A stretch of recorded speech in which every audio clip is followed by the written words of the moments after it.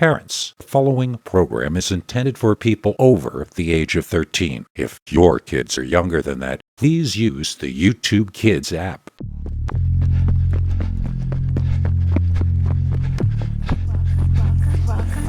Welcome to Scary Stories, the channel that tells you scary stories. Peter Bernard's Scary Stories for Adults.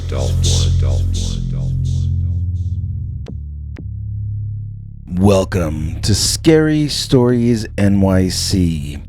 I'm your old pal Bigfoot.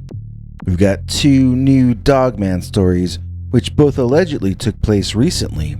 They also both took place up in Massachusetts, inside Lauren Coleman's legendary Bridgewater Triangle.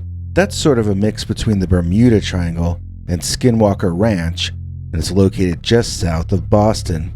In and around the Hockomock Swamp up there, people have been reporting UFOs, Bigfoot, and yes, the Dogman. We'll dig into these brand new stories in a second, but first I'm excited to announce that this story is executive produced by Melissa Caldwell. Melissa Caldwell, we think she's all swell. Melissa is the newest member of our paid subscribers club at peterbernard.com. I know I said I was going to start having new channel members included in the executive producers starting this episode, but I've decided to debut them Monday on our 7,500 subscriber special.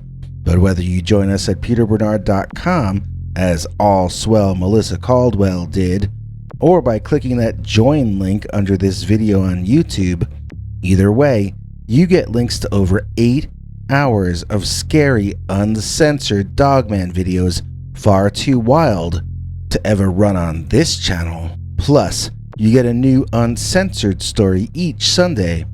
Thanks again, Melissa Caldwell. We couldn't do this show without kind and generous people like you. Now, let's tell some Dogman stories. The first one really creeped me out when I read it. The fact that this guy didn't even realize he was right there, just 6 feet away from the Dogman. It made me want to yell out to him to run. But he figured it out soon enough. Just 6 feet away, behind those trees, there lurked the social distancing Dogman. Dear Scary Stories NYC, I think I recently encountered a Dogman as I was walking home from getting some supplies at the shopping center. I still live with my mom and stepdad, although I hope to go away to college in September if this health situation is sorted out by then. We live in a town in the Bridgewater Triangle, but my dad would kill me if I told you which one. Obviously, we live south of Boston, in Massachusetts, so at least you have the basic area in which this took place. There's a shopping center that has an open supermarket in it which I know how to get to by taking a shortcut through the woods.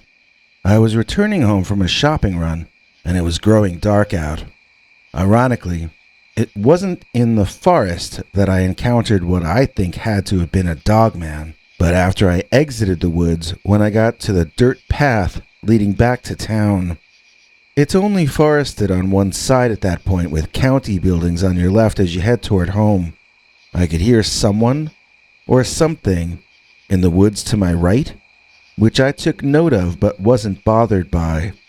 I was thinking about the food I had bought and how when I got these AA batteries home, I could use my mouse again instead of the little tracking pad on my laptop. I was happy about that because I far prefer using my mouse, but I was lost in that future happiness, not really paying as close attention to the current moment as I might have. Once the paved road begins, the buildings on your left over there become private homes instead of business offices. It stays forested on the right for another couple blocks. I noticed that whatever was walking alongside me in the forest had continued on as I began to enter the populated area. For some reason that caused me to have even less concern about it. If it walked into human territory, then it must be tame or used to us, That's sort of what I thought. I mean, I didn't actually put it into words. I guess I felt that way more than thinking about it. The thinking part of my mind, as I already said, was directing its energies toward fantasies about eating and using my computer mouse once I got home. But whatever I was thinking or feeling, all of that changed as I casually turned my head toward the woods. Not for any particular reason, but just kind of randomly. My eyes fell on something that didn't just change the mood in the current moment, but has changed my entire attitude about living in this part of the world in general. What my eyes just happened to glance at was not something that I would ever think of as tame or used to humans. It leaped forward gracefully and pretty quietly given the vegetation it was navigating. I saw something that was every bit as big as I am. Maybe even a bit taller, it's hard to say. I saw something that very well could have been an insane person in a costume, even though that's not what my gut tells me it was. My gut tells me that it was maybe the only thing I would find even scarier than a nut job loose with a werewolf costume and long sharp claws, and that would be an actual dog-headed hairy animal of some sort that was tearing through the woods next to me so quietly and athletically that I had assumed it was a much smaller creature. I felt alarm shoot through me and stopped walking for a second. I heard the creature stop too, but couldn't see it any longer. Was I behaving like prey? I resumed walking, but more slowly. My knees began to feel wobbly, and I started to see little black dots around the edges of my vision. I was really scared that I was going to faint, so I started walking into the street to get some social distance between me and that upright canine. And as I did so, I saw it one more time, coming close to the edge of the vegetation. I saw it seem to ponder coming out onto the sidewalk. I never felt such panic in my life. It was like someone physically grabbed me by my chest. I couldn't even breathe. But then that Dogman changed his mind faster than a kid changing favorite pop bands, and he beat it off into the forest. I could hear it faintly receding until I couldn't hear it at all anymore. I had no doubt that I was safe again, and yet it took me a while to get my lungs to breathe, or my legs to attempt to walk. Walking the rest of the way home that day should have taken me 3 or 4 minutes, but I was so confused that I actually managed to make a wrong turn and started heading in the wrong direction. I was in a real daze, and I guess, really that was a good thing. Once I got home, I fell apart emotionally, weeping. Better to have saved that till I could do it in private. The creature looked like a wolf with bulked up shoulders and arms. It was gray-colored, light gray. Rather than camouflaging him in any way, his light-colored coat is the reason I saw him moving through the trees against the very dark backdrop of night under the canopy behind him. I would say his fur ranged from gray to silver to shades closely approaching white, but it was no albino. It was just very lightly colored. I did not notice eye glow, but I never actually saw it looking at me directly. It was in profile, moving parallel to my path. My mom says that she believes me about what I saw, and she drives me to the supermarket now so that I don't have to go through those woods anymore. She likes to kid me about it, though, trying to get me to lighten up about it and take it less seriously. She says the reason the Dogman stayed in the woods instead of walking on the sidewalk was that he was trying to keep social distancing. She calls it the social distancing Dogman. She jokes that the Dogman was probably wearing a medical face mask. She tells that punchline over and over again, but I've not laughed once yet. It's still too soon for me. I hope eventually I get over it, but I'm still a wreck, and I'm jumpy at noises. I have an all-new fear of dogs now. They used to be friendly to me, but now they sense my fear, and they treat me like they dislike me. I pray each night that this crisis can end and be done with. I'm anxious for September to arrive with me moving away to a different state. I love my mom and stepdad, but I no longer love this neighborhood we're staying in. Not since I got chased home by the social distancing Dogman, the Bridgewater Triangle Dogman. Dear Scary Stories NYC, I just saw the Dogman. I was making a delivery of groceries to a nice old lady that used to tutor me when I was in junior high school, and I nearly ran my car directly into an actual Dogman. It was a quick sighting, but an incredibly clear one, and I'm about to tell you all I can remember about it. This was just yesterday as I write this, or Monday, April 27th, to you. I live up north near Boston, and I loaded my car up with groceries at a store I know up closer to me. I had a loaded trunk and back seat with some snack items I had brought for myself in the front seat, where I was munching down as I drove. It was not at night. It was the morning, but it was an overcast and dark part of the morning, so maybe the Dogman thought it was still night out. I don't know 100% for certain if this story happened inside the Bridgewater Triangle because I'm not entirely clear of the boundaries, but it was certainly near it. We were not at all far from Bridgewater and the Hockomock Swamp, so I'm pretty sure this should be considered a Bridgewater Triangle cryptid encounter story. The cryptid in this case is, as happens fairly often in and around the Triangle, a dog-headed man, or upright walking canine. I was driving down the scenic route to Wareham, cutting through Miles Standish State Forest. I was driving along Lower College Pond Road in that area by the East Head Reservoir. I was noticing lightning out on the water, which you can see through the trees at points along the drive there. I was waiting for the loud cracks of thunder, but not hearing them. With the lightning close enough to see hitting a reservoir on just the other side of a patch of trees, the sound should have come soon, and should have come ear-splittingly loud. I remember becoming alert so that I could go back over what had just happened to me and try to figure out what part I had missed. Had I imagined seeing the lightning? As I tried to make sense of my reality, it went ahead and got even stranger. It was like this next minute pushed that last minute aside, saying, "Hold my beer," you know?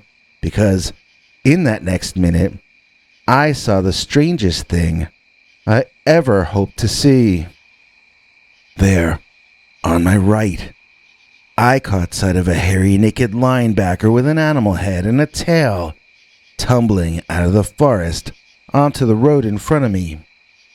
I hit the brakes, but there was no way I was going to be able to stop in time, and any number of big, solid trees that would destroy the entire front end of my car and maybe me too, if I were to hit into them at the speed I was going.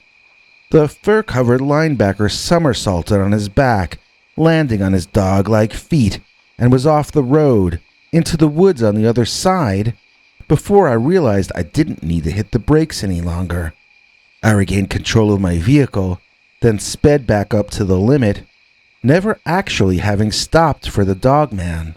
Now I'll try to go back and add the details, any details I can remember. The entire thing must have lasted 4 or 5 seconds, but I've gone over it so much in my head since then, it's almost like I've been living in it and never left that moment since it happened. Nothing like that is ever going to happen to me again, I can guarantee you that. The creature looked like a big, muscular, wide-chested dude wearing some kind of suit from the Broadway musical Cats, only with a dog head. And that head was not a mask. It was a real head. This was an actual living, breathing, dog-headed animal, not a guy wearing a costume. It walked upright, but it didn't walk like a man exactly. It had its own way of walking that looked like it was up to no good. It looked like a werewolf more than anything else, but it wasn't wearing clothes, so I know it was an animal and not a man. I don't know if this is a kind of a dog or a product of parallel evolution.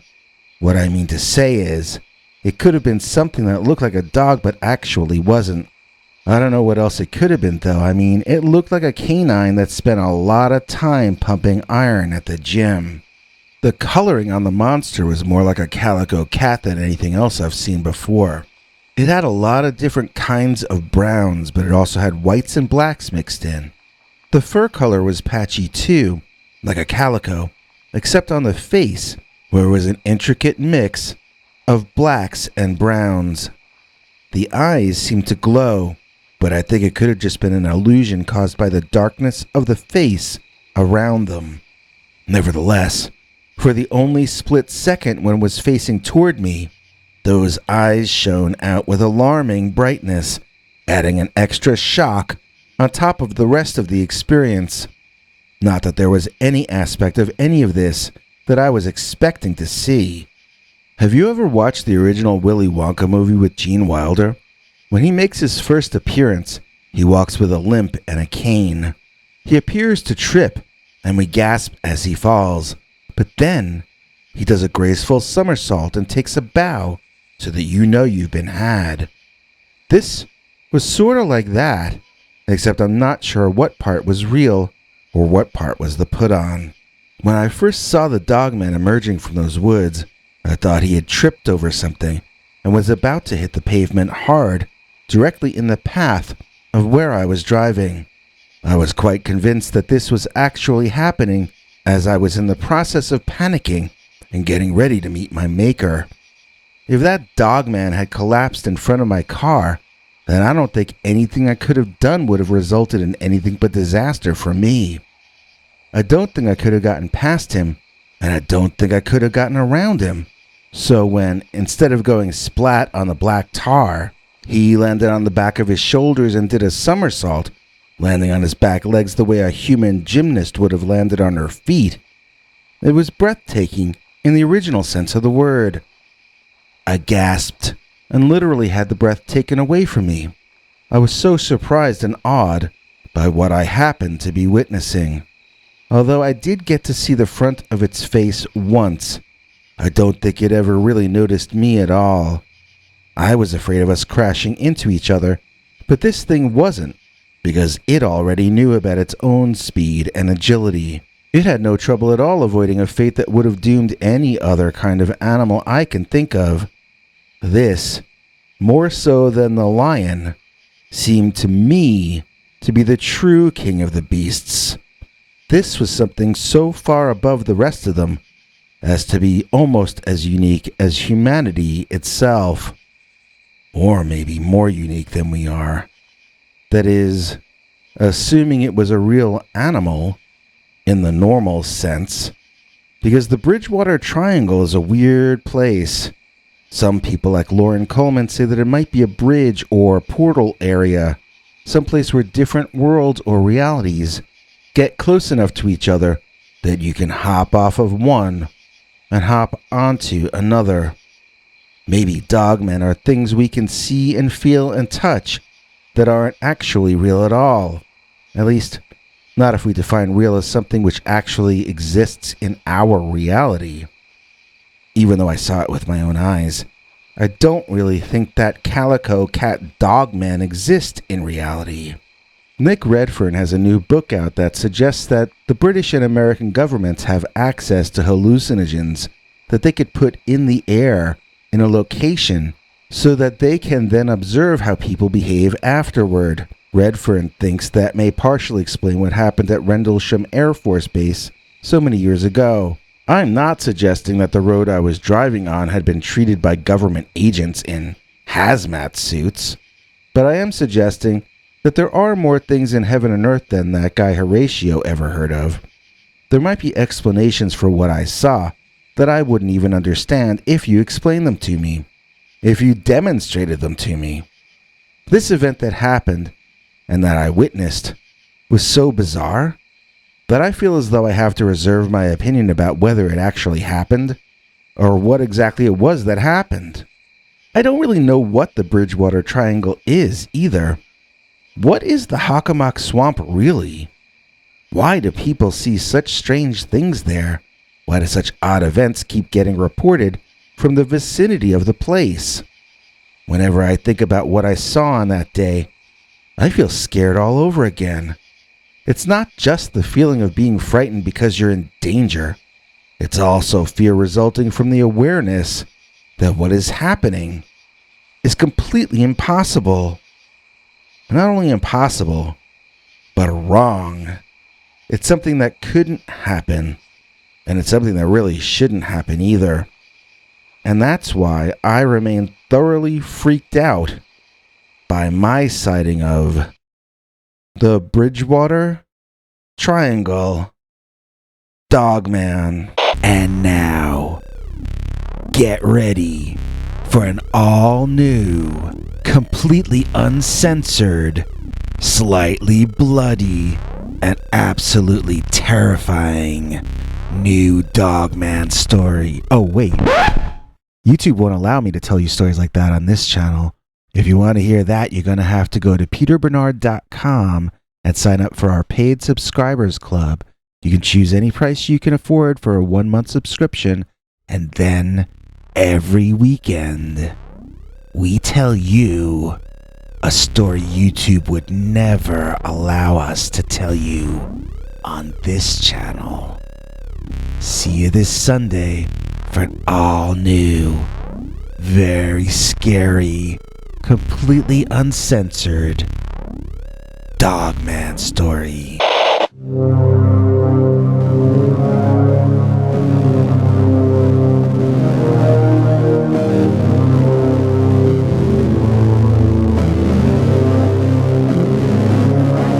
Come back for more scary stories.